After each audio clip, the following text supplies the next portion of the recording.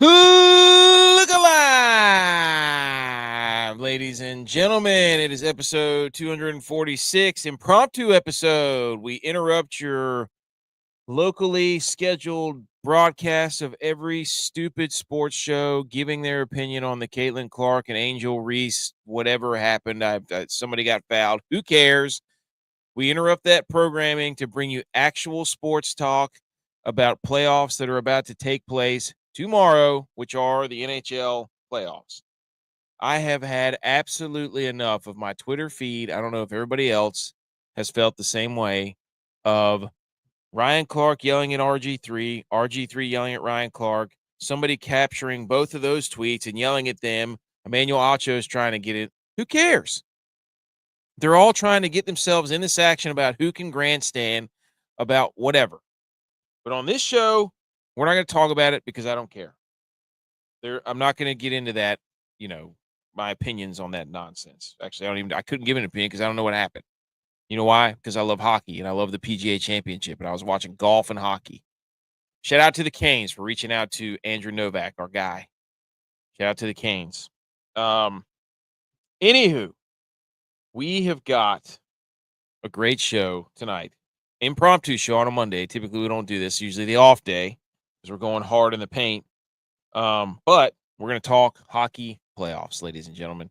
This is I love hockey. I love watching hockey. I played hockey growing up. B. McCormick is here. He's fired up, ladies and gentlemen. If you're listening to the podcast, we appreciate you. Hit a little 5-star, leave a review, hit a thumbs up while you're here, all that stuff. But we don't do this to try to keep up with the Joneses, so to speak. We do it because we love to get on here and talk sports. But anyways, we're going to talk. We got the Eastern Conference Finals, the Western Conference Finals. Hockey's winding down. There's no hockey tonight. This is weird. It's the first time in who knows how long there hasn't been hockey on. But we've got ourselves a rematch in the Western Conference and then a rematch in the Eastern Conference, not of last year, but of somebody's got a case of the Mondays. Dude, there's no sports on. So we have an obligation as a sports show to get on here and talk about sports. So, but yeah, so we're going to go through all the little ins and outs, our version of the hockey playoffs, and see if we can't just come up with some conclusions here. Now, if we're looking at the head coaches, Peter DeBoer, Chuck Knobloch, Rod Brindamore, Paul Maurice, I have to give the edge to the Eastern Conference coaches. I think if you were to say, hey, we've got a tag team match between Eastern Conference Finals coaches versus Western Conference Finals coaches, I'm going with the Eastern Conference all day. That's just my opinion. But yes, so we've got, so Paul Maurice, known soundbite guy, Rod Brindamore, known scrapper. No sports erroneous. Just had it all. You know what? You would. That's home cooking, dude. Mario Kart, playing Mario. My son was playing Minecraft today. That game, I'm completely lost on Minecraft. But if you're gonna tell me Paul Maurice, Rod Brindamore versus Chris Knobloch, Peter DeBoer, you know where I'm going. Let's just go ahead and get that out of the way. Eastern Conference all the way. Also, we've got epic mouth guards still left. We've got Connor McDavid, known mouth guard chewer. We've got Matt Tkachuk, known mouth guard chewer. So little bit of just behind the battle here. So we're looking at how the teams got here. We had Dallas who beat Winnipeg. Winnipeg the Canadian teams just kind of flamed out. So, you hate to see it. Most Canadian teams in the playoffs in a long time, ladies and gentlemen. And Edmonton is the only one that could make it through as Winnipeg kind of flamed out and their shenanigans that they got going on. Shout out Mark Scheifele. And we had Vegas lose to the Oilers as old Skinner got it going on there. And then, the the Toronto Maple Leafs, dude, you gotta be. I don't know if you're supposed to be sad for the Toronto Maple Leafs or just you just laugh at them. I don't know. Their fans are throwing junk on the ice. They've got the core four that are getting paid a gazillion dollars that can't seem to come up big when it matters. Especially in elimination games where Paul Maurice is 5-0 in elimination games. Brad Marchand is Mr. Game 7. He's got like 5 or 6 game wins, or Game 7 wins as playing for the Bruins and now for the Panthers. He's eliminated the Leafs like 5 times. Like Brad Marchand is Mr. Game 7. So, and then the Canes just kind of demolished the Capitals. That wasn't really. So we end up with, teams that are built to be here. The Stars, for whatever reason, can't get over the hump, but they every year they've got Ottinger, they've got depth, and we'll go through some of this stuff here in the stats. But every year they the only team in Dallas that seems to be able to do diddly poo, somehow Jerry Jones is going to screw this up somehow. The Dallas Stars just depth, and then they bring over Mikko Rantanen, who's leading the NHL playoffs in points. And then the Oilers, of course, who've got 2 just absolute stallions. And they've got a lot of good pieces, too. I mean, they've got obviously Bouchard on the back end, but, their goalie controversy has always been their Achilles heel. So, and then on Florida, we know who they are. This is what they do. Florida and Carolina are just carbon copies of each other, essentially. Florida's a little bigger. If you go line to line, which we'll look at here in a minute, I mean, you might give the advantage to Florida. But Carolina's been knocking on the door for a couple years now. I mean, old Rod the Bod, Brendamore's got him cooking, has had him cooking for a long time. So, but we're gonna go through these and we're gonna go through that. And we're gonna talk sports on this show because that's what we do. Who's most likely to advance? Look, we're going to do it right off the rip. If you were to ask me, I think Dallas is getting healthy. They just got Heiskanen back.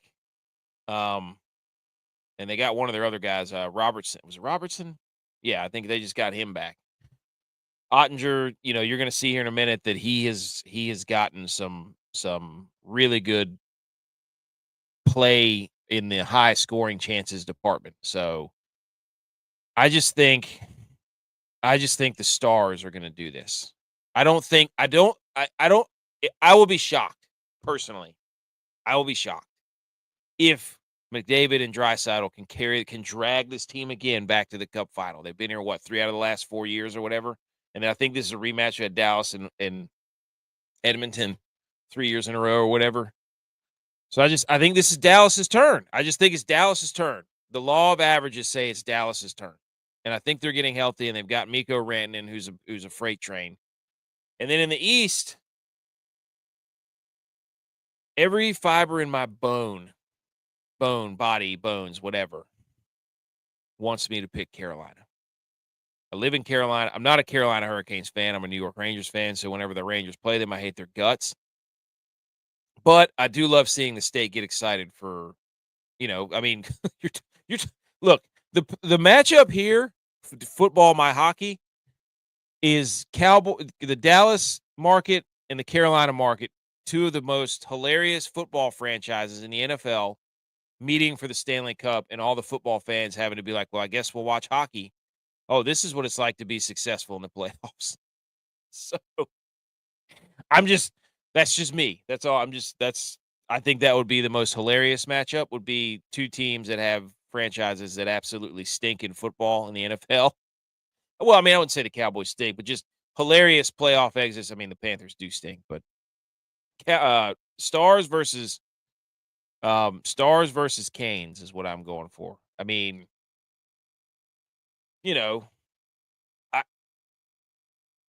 I would love to see that matchup personally.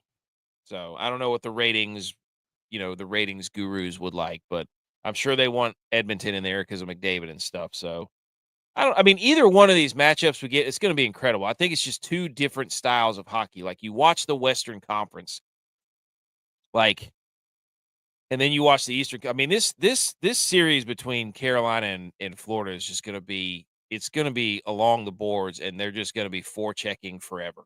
They're just going to be forechecking in 2-1. Like it's going to be incredible. So, but anyways, so I would like to see, me personally would like to see Stars and Canes. So, I mean, here's your potential matchups. Stars Canes, Canes Oilers, Stars Panthers, Oilers Panthers. That would be a rematch.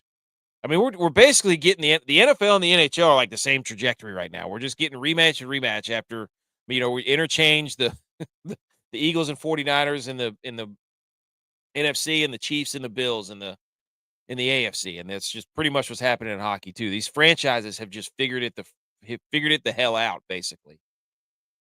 So I'm doing this because game 1 is tomorrow. Happy anniversary to me with my wife. 9 years, no big deal.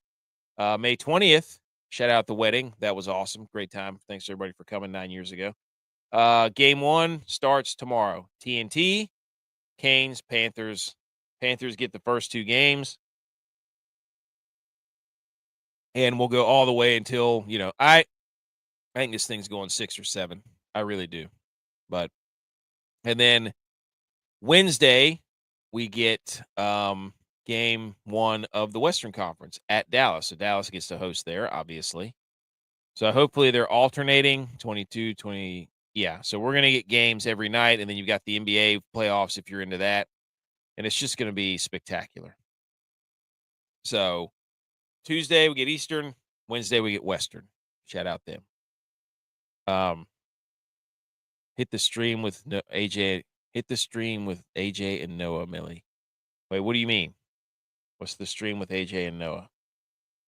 What do you mean with that? Enlighten me, B. McCormick. All right. Let's bring up the playoff stats. Obviously, as we're getting ready to go through. Wait a minute. What happened? I lost my screen sharing. B. McCormick, can you see that? It looks like it's on there. I just got an update, but anyways, can you see this screen of the stats?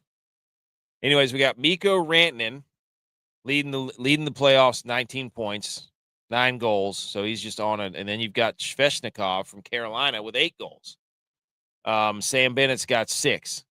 I'm looking through here, like I was just perusing before this all started, and I'm sitting here looking at Freddie Anderson, who, the Hurricanes had to play the Devils and then the Capitals, which, I mean, it ended up being a cakewalk, but they just smoked them. So you've got Freddie Anderson and then basically the 2 best goalies in the playoffs going at it, because Comrie came in because Hellebuck was getting shelled. Stolarz went out because he got hurt. So essentially you've got the top 2 goalies, goals against average, playing off in the East, plus the style that they play. So save percentage, Ottinger 92, Anderson 93.7. Like, that's just crazy. And then obviously all these goalies have, we're not going to go through that, but Wallman for Edmonton with the highest plus minus. I mean, look at all this. All the dude. This is crazy, man. People don't understand about the Florida Panthers. This little collection of players right here, Marchand, Luosterainen, and Lundell, they're all on the same line. That third line for the Panthers is just working people. Working people. Marchand, Luosterainen, and Lundell. So that's impressive for them to have. For them to have the top plus minus on their third line, that means they're just eating people alive in the third and fourth. But that's what the Florida Panthers do. So, but anyways, and then you've got Ottinger. What I wanted to look at was obviously one of the biggest things was the power play percentage. I wanted to see who was popping off on the power play. The Stars at 30.8. Hey, Josh, that's a good pay right there, buddy. He's talking about Fred Warner, and I would agree. Y'all do resemble each other, and Fred Warner is just a man-child out there. He is one of my favorite players I've ever watched play. I love that guy. He is awesome. If Noah and AJ and you, Millie, are going to stream, we're all going to do it Mondays. Oh, okay. Well, yeah. I mean, I might sometimes. This is impromptu. There weren't any games on, and I was like, you know what? Everybody's talking about this in WNBA thing. I want to talk hockey, so we're going to talk hockey on this show. Anyway, the power play. Carolina Hurricanes are at 28.1. Edmonton's at 25%, and then the Panthers are at 20.5. So they're not. I mean, they're all kind of right around there. But this was what was interesting. So you've got who's the most penalized? The Panthers out of the remaining teams are the most penalized by a mile. And why is that I mean, why? I think that's hilarious. That just means they're just beating the wheels off everybody. Just beating the wheels off everybody. So the Hurricanes really haven't been, penalized that much, but then you've got that Florida and Toronto series. They were fighting after the whistle and all that stuff, scrums all over the place. People throwing in the box all over the place. Same thing with the Jets and the Stars. And then the penalty kill. This is what was like eye-opening that tells you about, look, there is a reason why these teams, the Hurricanes, the Panthers, the Stars, the Oilers, are where they are. Not the Oilers, because their PK sucks. The Oilers' PK sucks. And how good is the Stars' PP? It's pretty good. The peeps for the Stars, pretty darn good. So, the matchup right there, ladies and gentlemen. If the Stars get to the power play, and we're going to look at penalty minutes for the Oilers again, which they're not nothing crazy, kind of middle of the road. Can the PK of the Oilers limit the power play of the Stars? Now, both the Panthers and we're not shocked that the Panthers and the Hurricanes can kill penalties because of the way they play. That's what they do. They just design it. Josh said you taught him, dude. Hey, I love that. You wish you had Fred Warner on your team, Josh. You don't have a Fred Warner. Don't give me that Micah Parsons nonsense. That dude's podcasting too much. Fred Warner actually has a podcast too. But so these are just little things that I'm looking at. I'm like, okay. So if the penalty kill for the Panthers and the Hurricanes is that crazy, like the game's like it's going to be a tightly checked 5-on-5, even if you get, these Florida, it's going to be a 5-on-5 battle. If somebody falters on the PK, that's the penalty kill. That's where you're going to be in trouble. So in the playoffs, the special teams are so huge for the NHL for these playoffs. And it's no surprise that three of the teams left, Edmonton just, they're all over the place because they have two of the greatest players of all time. Oh yeah, B. McCormick. Tennessee did get App State's QB, Joey Aguilar. Him and Aguilar and Nico, whatever, Lamalia, whatever his name was, switched spots. And two studs for who? I actually, Overshone was a freak, Josh. That guy was awesome. I hate that he kept getting hurt. Since 2004, 2005, Two Cats, love that name. The Leafs have won 2 playoff series. The Buffalo Sabres, who haven't made the playoffs in 14 years, have won 4 playoff series in that same time. Low Leafs at their best. Tell any Leafs fans to get a Father's Day card for Marchand soon. Dude, he is 5-0, Two Cats, against the freaking Leafs in Game 7s. He absolutely wrecks them. So, anyways, that's a little overview of the special teams, that sort of thing. So, it's when you're talking about the Panthers versus the Hurricanes, the Panthers are pushing, they're trying to get to their second straight Stanley Cup final. And then the Canes are basically saying, we want revenge. I mean, these are two of the top teams in the league. The Canes took out we're gonna go straight to that series. The Canes took out the Capitals, who were the first seed, and the Panthers took out the Leafs, who were the first seed. So, it's the Panthers are trying to get to the Cup final for the third straight season, and then this is the second time they've had to go through the Canes. So, they lost to the Golden Knights 2 years ago, and then they beat the Oilers last year. And I think one of the biggest things that, when you look at all the articles and that sort of thing, I mean, Brad Marchand, basically, if you're looking for game breakers of the Panthers, during Game 7, he was everywhere. I mean, he had 1 goal, 2 assists, plus 3 rating against the Leafs. So he had in the second round, he led the Panthers in points scoring. 3 goals, 5 assists.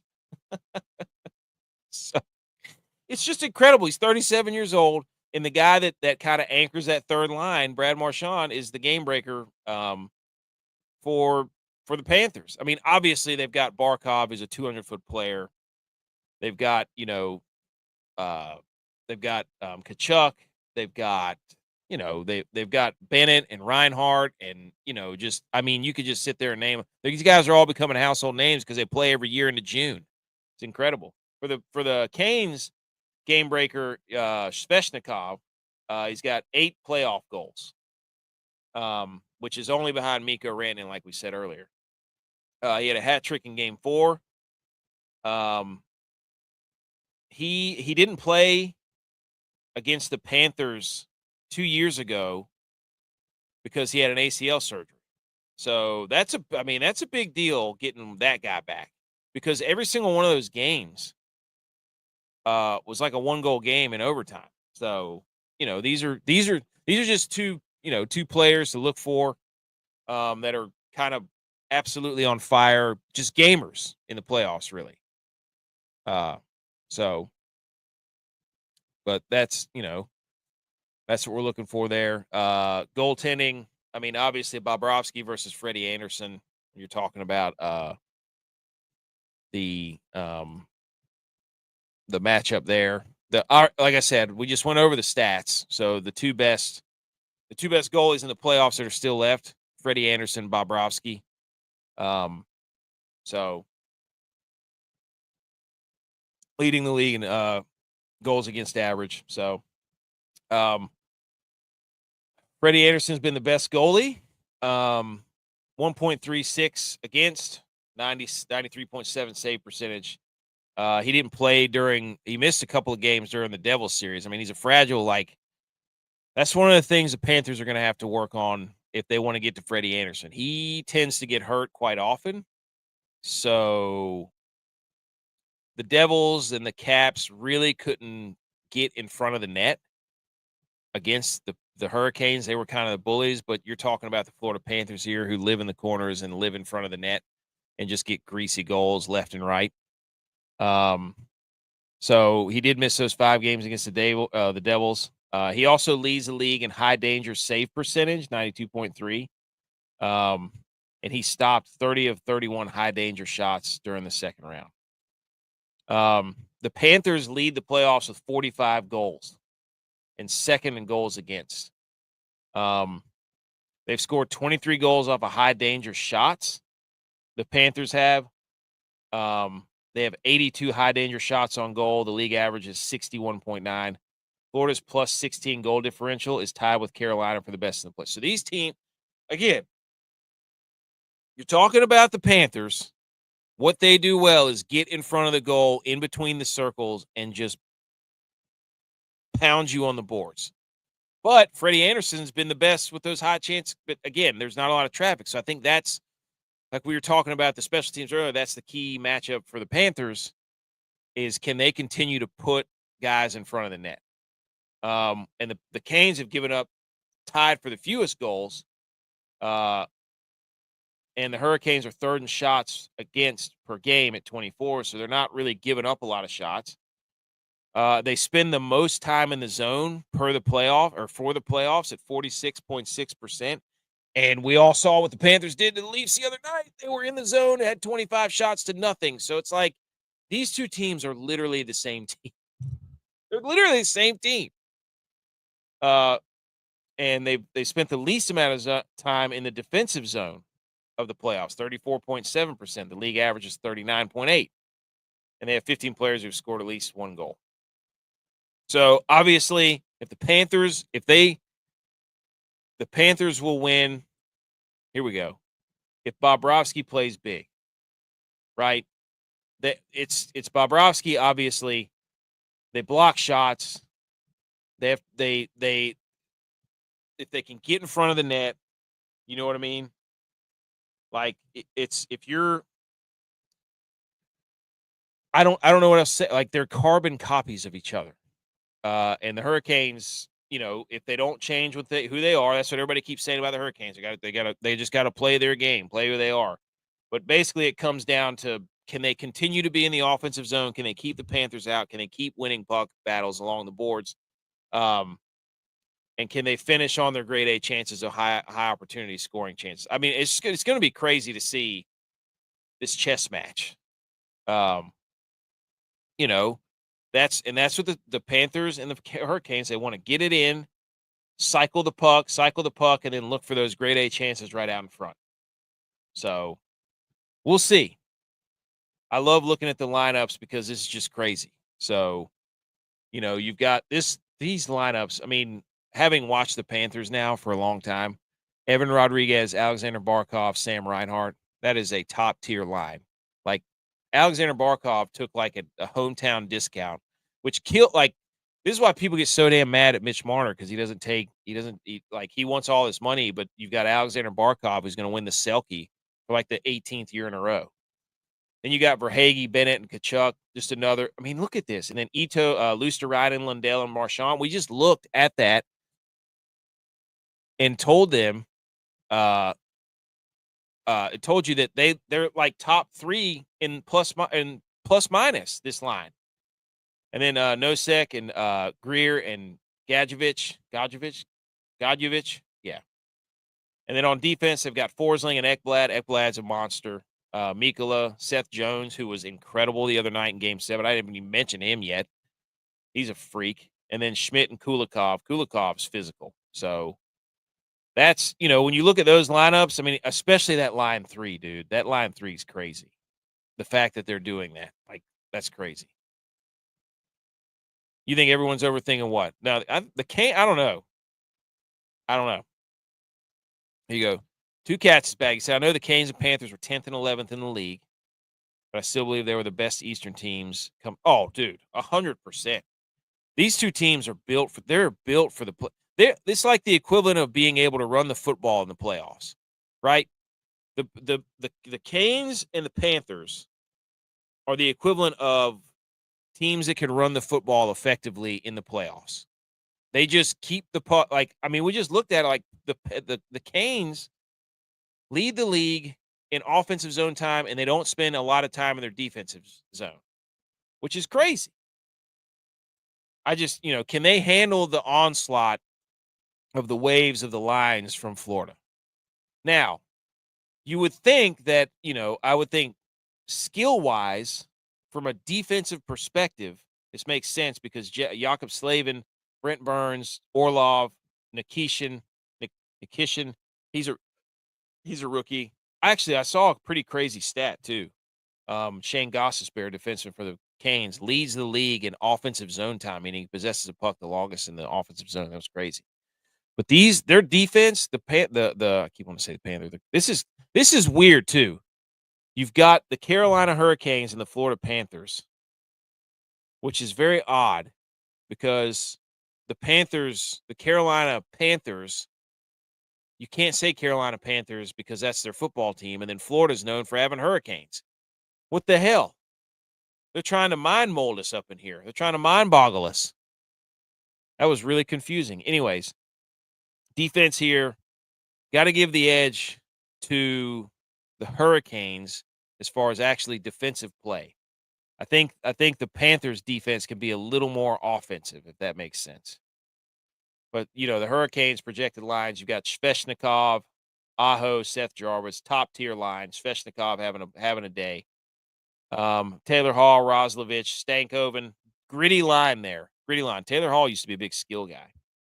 And then you're talking about, oh, dude, give me some Jordan Stahl, Martin Nook, Jordan Stahl, William Carrier, Robinson, Kotkaniemi, and then Jackson Blake. So I think can Jordan Stahl muster it up, baby? Can he muster it up? B. McCormick says under 1.5 first period.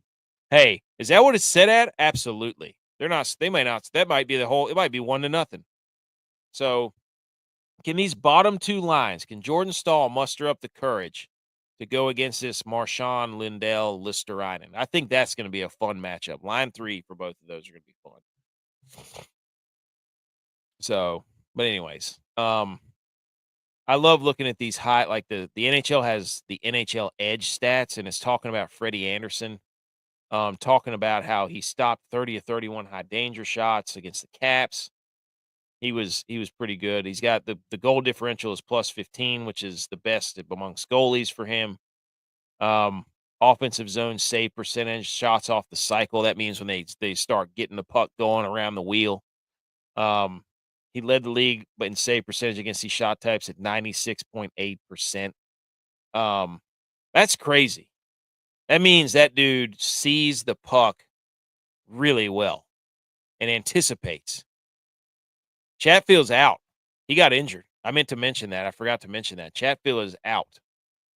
I'm not exactly sure what happened. It says undisclosed, so we'll never know probably. But he got hurt. That's a pretty big loss too. So they're expecting a lot from this young guy, Nikishin.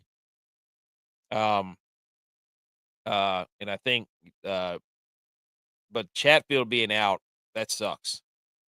So let's we're gonna move on to the other one. Let's move to the Western Conference. I'm not gonna be on here too much longer. I just want to get on here and talk hockey. But we get the Western Conference one. We get we're gonna get the third again the third Western Conference final for the second season in a row. They're gonna play each other 2 seasons in a row. Awesome. Last season, the Edmonton won in 6. And then they lost to the Panthers. The Stars, it's their 3rd straight time going to the conference finals. Before they played the Oilers, they lost to the Knights, and that's who the Panthers lost to. So Ottinger, headline, Jason Robinson, Rupe Hintz. I mean, you got the Stars. The Stars seem to be finding their stride. They're a deep team. Obviously, Miro Heiskanen, sorry. He was out, so he just got back. He missed the final 32 regular season games and then the first 10 postseason games. So that sucked. But he played 23 minutes 40 seconds in game 6. So he kind of rounded back into shape. But that now he's, they had that Harley guy too who replaced him. So that's an interesting dynamic they're gonna have.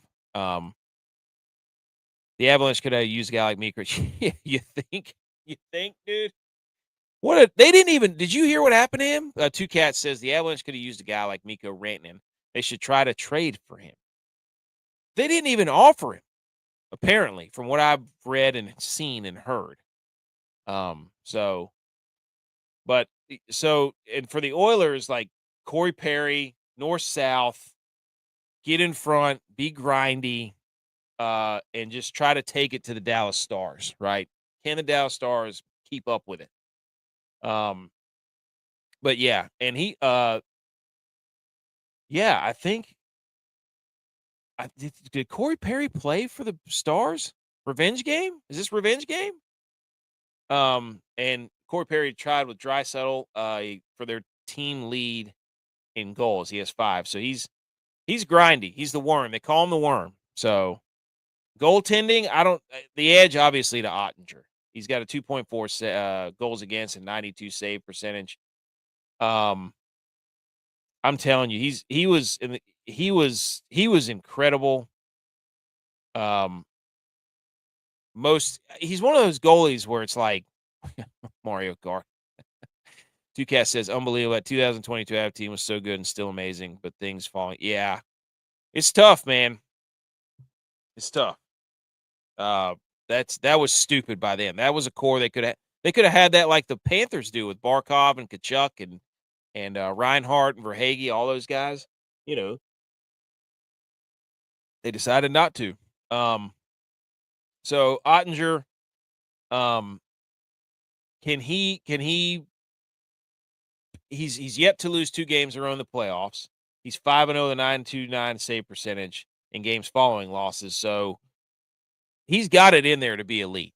And then Edmonton on their side, their goalie, they used both goalies in the first 2 rounds. Skinner, the number 1 goalie, started the first 2 games. He was ineffective. He allowed 11 goals. And then Calvert Pickard won the next 6 games. And then he got injured in game 2. So Skinner re-entered the game. And now he went 2-1 with a 1.28% or 1.2 goals against a 94 save percentage. And then he had 2 straight shutouts to close the series. So, and then now Knobloch said Pickard could come back. So I don't know. That's scary stuff. But the Stars, they're going to win if the depth. They've got a ton of depth. Their lines are crazy, absolutely insane. So they've gotten goals from 12 different players in their first 13 games. So we'll see.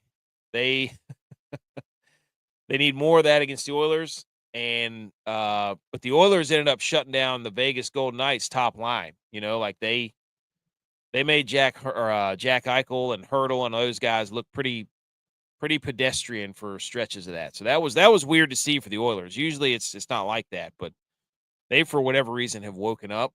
And if the Oilers want to win, it comes down to their power play. We showed it earlier. Their power play sucks, which is so weird. Like their power play was operating at a 25%, and their PK was even worse. Like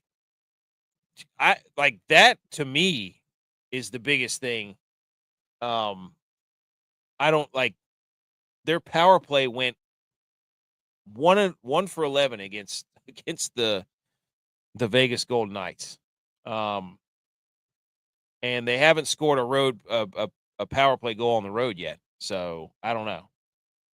You can't keep doing that. And on the opposite side, the power play for the Stars was 1 out of every 3. So they were firing at an unreal clip. But yeah. So those are kind of some of the things to look for. Let's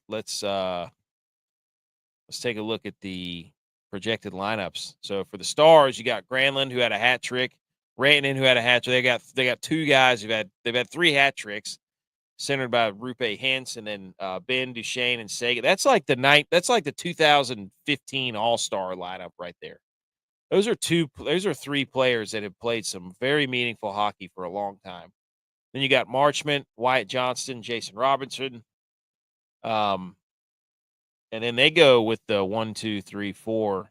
They've got 4 defenseman pairs. So what a wild looking setup there. But they got Heiskanen back. What are they going to do? Oh, there's Harley. There you go. So they're going to put them together. Cody Ceci, I think, was he not with the Oilers? And then Lindell, Petrovich, and Dadonov. So, that's some firepower right there. Golly, they're so deep. Those 3 lines are crazy right there. And then obviously Ottinger and net. And you come down here, and you got Oilers. You got Nugent Hopkins, McDavid, Hyman, and then Draisaitl, Kapanen, Podkolzin. Then you got the old Evander Kane, Adam Henry. Evander Kane showing up in like Rolls Royces has been hilarious. And then Frederick, Jan Mark, and Corey Perry down there on that 4th line. And then sometimes they'll move Draisaitl up. They'll kind of shift him around. And then Kulak, Bouchard on defense, Darnell Nurse, Stetcher, and Klingberg, and then Wallman who, what is his plus minus, I think, was outrageous. I think he led the league in plus minus.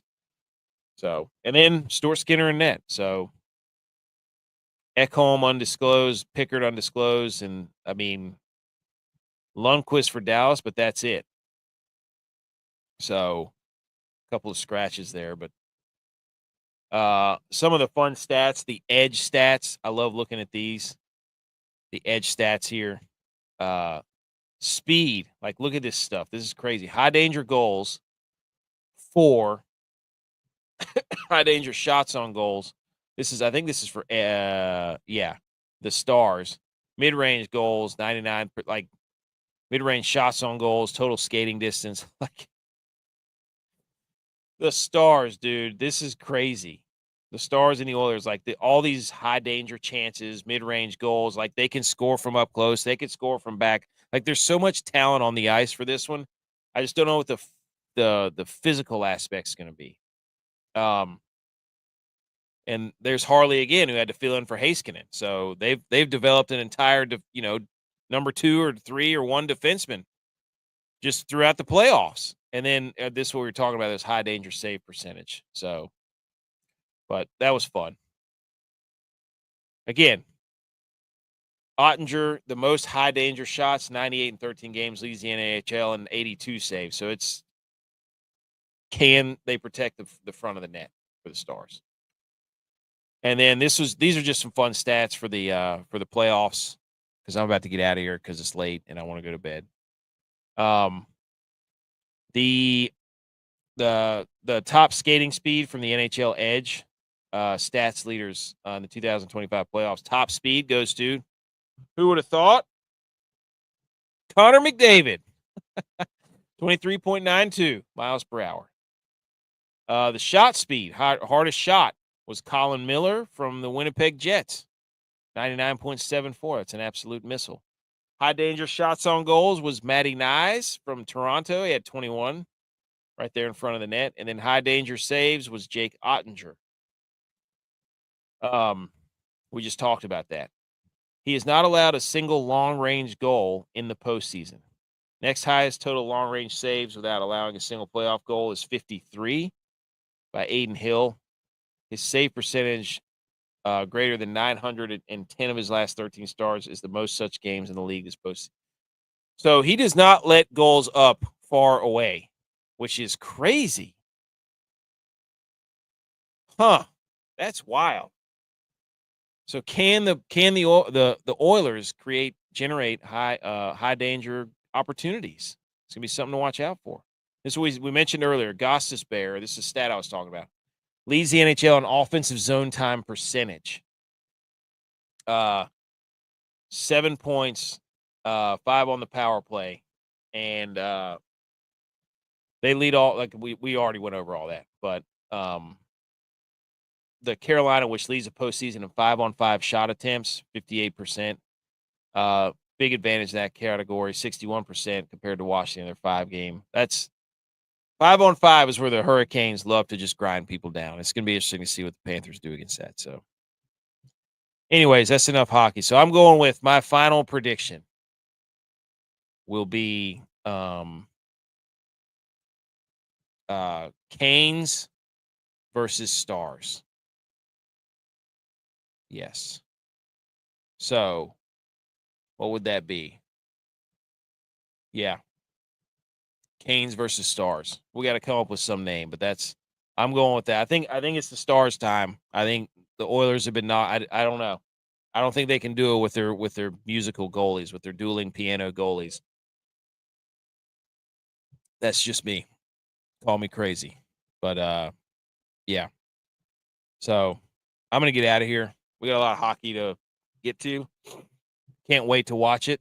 But I'll tell you this right now, I'm going to get out of here and go to bed. We got some if you've been tuning along this much, thank you so much. Subscribe to the show. We're going to do more live streams. We're going to react to some of the games probably this week. We're going to put out some shorts. We're going to do some posts, all that stuff. We're pretty active on our social medias, putting out clips from our shows, that sort of thing. So everybody, I appreciate everybody tuning in. Let's enjoy this Let's enjoy these conference finals, ladies and gentlemen. We deserve it. Stop talking about all stop talking about